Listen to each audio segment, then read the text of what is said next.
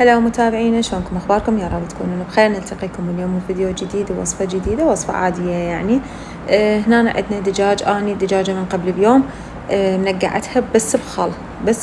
هنا جيت خليت ثوم، خليت تسبيله دجاج شوي بارده، وخليت فلفل اسود وبابريكا خاشو كتير. طبعا هاي بعد انتو التتبيلات انتو بكيفكم.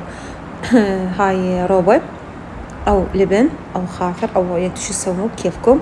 ودبس الرمان، بنات دبس الرمان يعطيها طعم كلش طيب، ماكو حلا، ما بي حلا.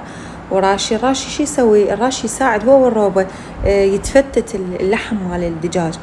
وهنا أنا رشة ملح راح نضيف لها همينه، يعني عينك ميزانك الملح ايش قد تردين تضيفين. ورشه لمندوزي، طبعا انا صحيح منقعتها قبل بيوم بس همينه تحتاج رشه لمندوزي. تجين تخلطين المواد كلها سوا، وتجيبين الدجاجة مالتك وتخليها بهاي التتبيلة. تردين تبقين الدجاجة ساعتين بس بالخل، بعدين تسوي لها هاي التتبيلة وتخليها لحد ثاني يوم. أو تردين تنقعين الدجاجة مالتك قبلها وتخليها بهاي التتبيلة. طبعا هذا صاير كات، ما أدري وين رايحة الدجاجة ورا ما تبلتها. وخليتها شو اسمه هذا بايركس وسلفنتها وخليتها بالفرن.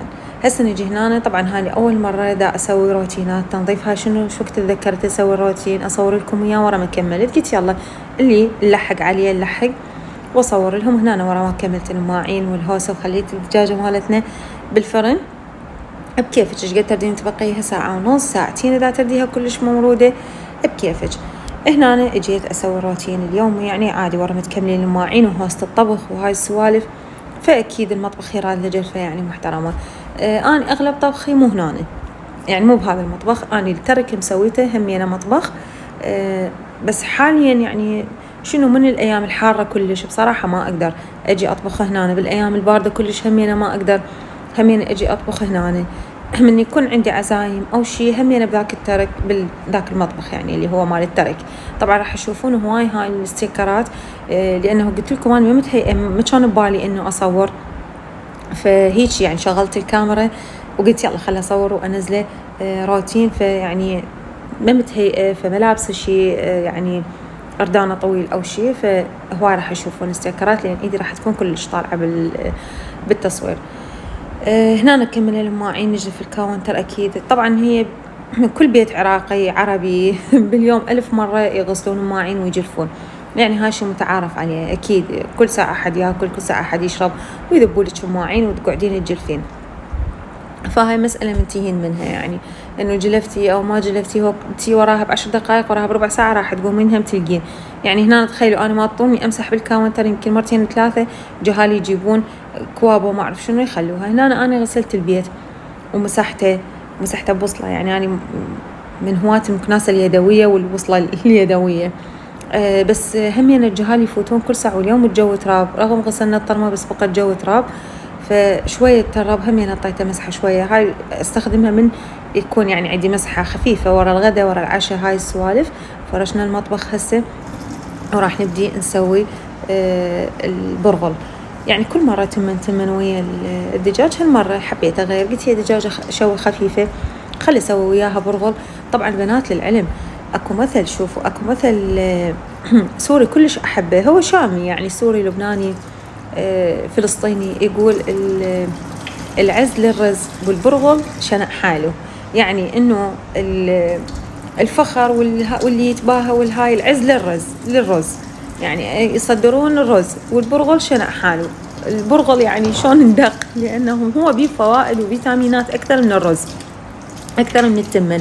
بس اللي محبب عند العالم واللي مفضل واللي يقدمه دائما هو التمن.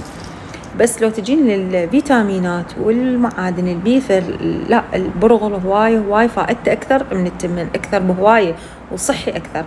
هنا نجينا على السريع. طبعا أنا هالفترة كلها دا أطبخ بدهن، ما أطبخ بزيت. وطبعا بنات كلش أطيب الطبخ بالدهن عن الزيت، كلش أطيب. وللعلم مو بس هيك، رجعت للفافون هم يعني هاي صدفة، لأنه ذنيشة بيهن أكل، بيهن بامية وتمن مال قبل بيوم بقى عندي، فخليتهم بالثلاجة. فاضطريت يعني أطبخ بهذا. إلا أني هالفترة كلها والله رجعت للفافون أشوفه أطيب. ما أدري أنا راجعة كله على القديم، على الدهن وعلى الفافون وهاي رجعت على الشغلات القديمة. والله الأكل بيها أطيب. فهنا أنا خلينا كمية هيك حلوة منغنغة مال دهن وتحمسين بيها البصل بكيفك تسوي كلش ناعم وسط بكيفك.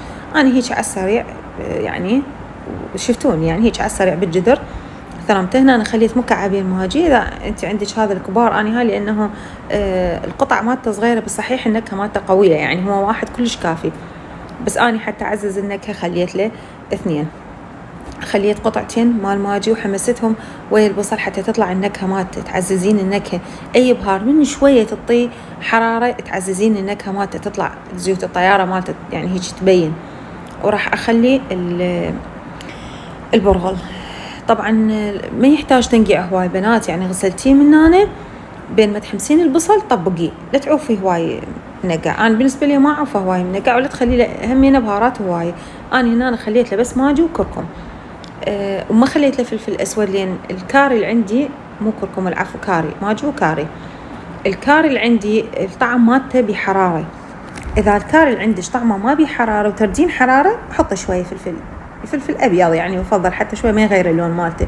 بس إذا الكاري مالتك طعمه شوية بحرارة ما يحتاج يعني خلي بس الكاري. وشنو بعد أريد أقول لكم مية هواية هم يعني لا تخلي له بس اسم مية غطي. هسه راح تشوفين. والأفضل والأنكه والأطعم إذا عندك مرقة دجاج لو مرقة لحم. أنا مرات من يزود عندي مرقة دجاج لو مرقة لحم أصفيها وأخليها بحافظة كلش تستفادين منها. إذا تبدين تسوين شوربة بيضة، إذا تبدين تطبقين هيك مثل هسه إحنا سوينا برغل، لو عندك مرقة دجاج أو مرقة لحم مصفيتها بمصفي. طبعا هناك إذا تلاحظون ذيك العين مفتوحة خالة عليها بخور.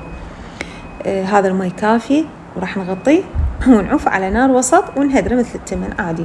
هاي هنا ورا ما كملنا التمن والدجاج عندنا بالفرن وكملنا البيت، يعني نوعا ما نقول كملنا البيت، هم رجعت هوس هو أكيد.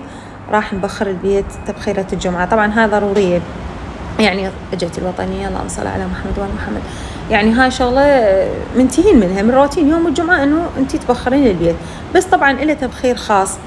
انا بصراحة ما عندي وقت، اولادي اثنيناتهم امتحانات، عندي ابني الكبير بكالوريا ثالث وعندي بنتي اول متوسط، فاثنيناتهم دا اقريهم وكلش يعني مشغولة بيهم، فما عندي مجال كلش ما عندي وقت ومجال انه اقعد ابخر تبخير اليوم الجمعة اللي هو تمشين بالعكس وتطلعين من الغرف بالعكس وهاي السوالف. بصراحة ما عندي مجال. وهذا غدانا لهذا اليوم وعلينا وعليكم بألف عافية. ولا تنسون لايك والشير وسبسكرايب الفيديونا. وهاي طبعا هسه من دا اسجل لكم الفيديو كنت اشرب قهوة انا وزوجي، فجيت اسوي هاي السوالف مال الاتراك، دا باع الفنجان شفته سودا مصخمة دا اشوفكم وياي. ومع السلامة، نلتقيكم بفيديو جديد ومع ألف